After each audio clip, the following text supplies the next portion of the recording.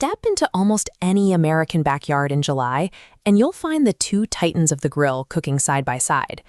The debate over which one is better feels like a matter of pure personal taste, as if the burger and the hot dog sit on equal cultural footing.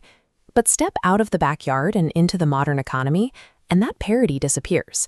By every metric of capitalism, this battle ended a long time ago. This chart compares annual U.S. food consumption, and the volume gap is massive. Americans eat roughly 20 billion hot dogs a year. That sounds impressive, until you look at the 50 billion burgers consumed in that exact same window. The financial difference is even wider. Because burgers command a higher price point, they generate over $28 billion in annual sales. The hot dog market sits at just $4.6 billion. This dominance comes down to pure operational utility. Burgers hold a 60% presence on restaurant menus because they are a business-friendly choice. They batch cook easily to a fat top, they offer endless premium customization, and they reheat well for takeout. Hot dogs, by comparison, cool quickly and lack that same menu flexibility. Economically and operationally, the burger has monopolized the American food industry. The hot dog has been relegated to the role of a commercial underdog. The hot dog's operational flaws are only half the problem. The other half involves the actual nutritional value of what's inside the bun. In a fitness-conscious market, the burger maintains a strong baseline advantage. A standard beef patty offers a lean protein profile, high iron and B vitamins, generally requiring fewer chemical additives than its counterparts. This clinical breakdown shows a very different story for the hot dog. A typical dog yields only about 10 grams of protein, while relying on a staggering 1,090 milligrams of sodium, along with heavy doses of preservatives and nitrites. Beyond the macros, hot dogs face severe public relations hurdles. Pediatric data flags their shape and texture as a major choking hazard for children under 10, accounting for a disproportionate number of food-related emergency room visits.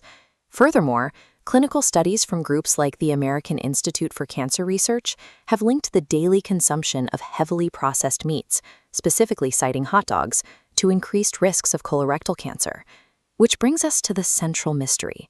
If a product is commercially crushed, operationally inflexible, and nutritionally suspect, what mechanism is actually keeping it alive? The answer goes back to the 19th century, when German immigrants arrived in the United States bringing centuries of ground meat traditions. The hamburger evolved logically. It started as the Hamburg steak, was placed between two pieces of bread for factory workers, and became a diner staple. But the hot dog survived by moving away from logic and embracing myth. Take the 1893 Chicago World's Fair. According to legend, a vendor named Anton Feuchtwanger was selling hot sausages and loaning out white cotton gloves so patrons wouldn't burn their hands. When customers walked off with the gloves, the story goes that Feuchtwanger asked his brother, a baker, to create an edible sleeve. This became the legendary origin of the modern hot dog bun. Then there's the name itself. A popular, though unverified, story claims that in 1906, sports cartoonist Ted Dorgan drew the sausages as literal barking ducks and dogs, cementing the term hot dog in the American lexicon. These origin stories transformed the hot dog from a simple processed meat tube into an American folk character. It acquired a cultural shield that raw economics couldn't break. As burgers took over the restaurant space, vendors and park operators found success by pushing hot dogs into the gaps of the entertainment calendar. It started with baseball. In the 1890s, team owners like Chris von der Ehe began selling hot dogs in the stands, forging a psychological link between the sport and the snack. Soon after, vendors Charles Feltman and Nathan Handwerker brought the hot dog to Coney Island. They bypassed the dinner table entirely, tying the food directly to summer leisure, sunny boardwalks, and amusement parks. Handwerker then launched the Nathan's Eating Contest in 1916. That single marketing stunt helped anchor the hot dog to the July 4th holiday. Politicians quickly noticed this cultural weight.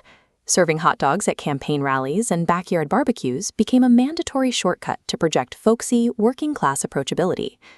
By anchoring the food to these specific moments, vendors ensured it was less about daily nutrition and more about the event itself, an association that insulates it from the restaurant market.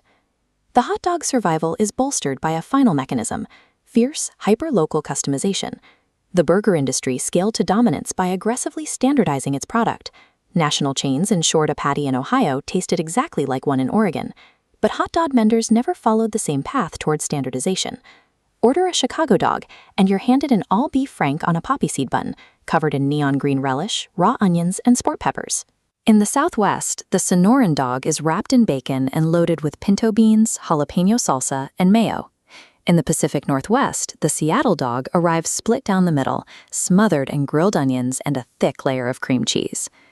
This hyper-customization turns the hot dog into a piece of hometown identity, providing a barrier against the expansion of national fast food monopolies. Looking at 2025 consumer trend data, we can see the ultimate divergence of these two foods. Modern burger trends are driven by relentless innovation. Menus feature plant-based proteins, global fusion builds, and health-conscious bowls. The burger constantly adapts to fit modern diet.